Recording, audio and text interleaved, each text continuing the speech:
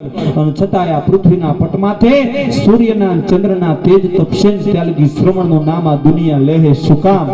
માત્ર ને માત્ર માતા પિતાની સેવા કરી લીધી સાહેબ, માત્ર ને માત્ર માતા પિતાની સેવા કરી લીધી. કુંભનો મેળો ભરાણો 144 વર્ષ પછી મહાકુંભનો મેળો ભરાણો. એમાં કેટલા લોકો એમ કહેવાય કે એની માલિકો શ્રદ્ધાની ડૂબકી લગાડવા માટે થઈ અને પ્રયાગરાજ લગી ધક્કો ખાધો. આ બેઠા છે એમ દરેક લોકોને કહું છું, કદાચ પ્રયાગરાજ લગી નો જવાનું હોય ને તો કાઈ નહીં, ઘરે બેઠા એ મા બાપનું ચરણું પકડી લ્યો. એનાથી આગળ એકય દેવી દેવતા નથી સાહેબ, એનાથી આગળ એકય દેવી દેવતા નથી. ચાર ધામની યાત્રા થાય તો વંદન કરજો. કદાચ ચાર ધામની યાત્રા લગી ન પોગાય તો એકવાર માતા પિતાનું ચરણું પકડી લેજો. એમાં ચાર ધામની યાત્રા એની માલિકો સાહેબ આવી જાય. શું તમે વાતો કરી શકે માતા પિતાની સાહેબ? જો કે ફરી પાછું આપણે ભજન તરફ જવું છે. હું તમે કીધું એમ વચમાં જે આગે પણ સમય મળશે કાંઈક લોક સાહિત્યની વાતો, કારણ કે મારો વિષય વાતડિયું પ્રગટાડિયું જૂણ જૂણ જીજવ્યું જેડા જેડા માનવી હેડી હેડી વાતડિયું. સાહિત્યમાં શબ્દો ભેરા જ્યાં સાંભળાની સહી નથી, કારણ બતાડે કાગડો કે ના કાળજામાં કઈ નથી. આપણી લોક સાહિત્યની આટલી વાતો વખણાતી કે ચતુરાય ચારણની રીત રાજપૂતની આયસરો આહિરનો ખેતી પટેલની વાતો વાણિયાની અને તરાગાઈ અંબાલાલની. ચૈત્ર મહિના કે આવશે એટલે આવે, એટલે વચમાં જ આગે પણ મળશે કાંઈક એવો સમય તો કાંઈક લોક સાહિત્યની વાત. જો કે મારે તો એક એવો સંત મહાપુરુષ જગત આખું જેને વંદન કરે ને, આયા તો કાકડિયા પરિવાર બેઠો છે સાહેબે.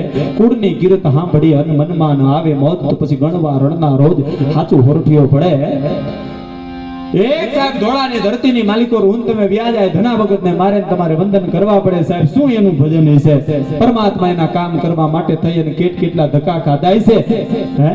કહેવાનો અર્થ એ છે કે ધના ભગતની આપણે કાંઈથી વાતો માંડવી છે, આવા કાંઈક મહાપુરુષોની વાતો. અને આ દુનિયામાં જેને જેને ભજન કર્યું ને ભાઈ, આ દુનિયામાં જોઈજો આવ્યા પછી અમર થવાની ઔષધિ માત્ર બે, કા કવિ અને કા કીર્તાર. કોઈ સુરવીર માણા દાતાર માણા કવિની જીભે ચડી જાય ને તો દેશ દુનિયા કાયમને માટે એને યાદ કરે અને એનાથી આગળ હાથની માલિકો માળાનો બેર ખોલે, પ્રભુનું સ્મરણ કરે. રાધે કૃષ્ણ સીતારામ, રાધે કૃષ્ણ સીતારામ, રાધે કૃષ્ણ સીતારામ. તો નવખંડ ધરતીની માલિકો સાહેબનું નામ લેવાય. જુનાગઢની ધરતીમાં આજ તમે વ્યા જાઓ, કેટલા કરોડપતિના દીકરા રહે છે, કેટલા ચમરબંધી આત્મા એમ કહેવાય જુનાગઢમાં રહે છે. પણ આજની તારીખમાં મારે તમારે કેવું કહી શકાય કે જુનાગઢ કોનો? બાપ જુનાગઢ તો નરસિંહ મહેતાનો કહી શકાય સાહેબ. જુનાગઢ નરસિંહ મહેતાનો કહી શકાય. મેવાડની સરજમીની માલિકો વ્યાજાય ભક્તની એક કડી ભીડે ને બીજી કડી છૂટી જાય. આવા કેટલા સાહેબ યોદ્ધાઓ થઈ ગયા.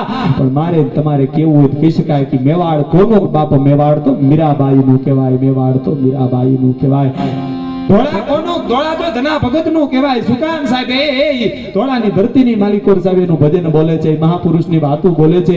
આ મહાપુરુષની છે ને આવા જેટલા લોકોએ ભજન કર્યું સાહેબ સાંભળજો, એની ઇજ્જત કોઈ દુનિયામાં નથી કરી. 52 કામ કરવા માટે થઈને નરસિંહ મહેતાને આવ્યો કૃષ્ણ પરમાત્મા. શું કામ? માત્ર ભજન. મીરાબાઈનું ઝેર પીવા માટે થઈ કૃષ્ણ પરમાત્મા આવ્યો. શું કામ? માત્ર ને માત્ર ભજન. આવી તો કેટલી સાહેબ વાતો મને તમને મળી રહે, પણ આપણે એથી વિશેષ વાત નથી કરવી. ફરી પાછું ભજન સંતવાણી તરફ જવું છે. આપણે અહીંયા ચા પાણી પી લઈ અને વિનંતી કરું આગળ વાયશ્રી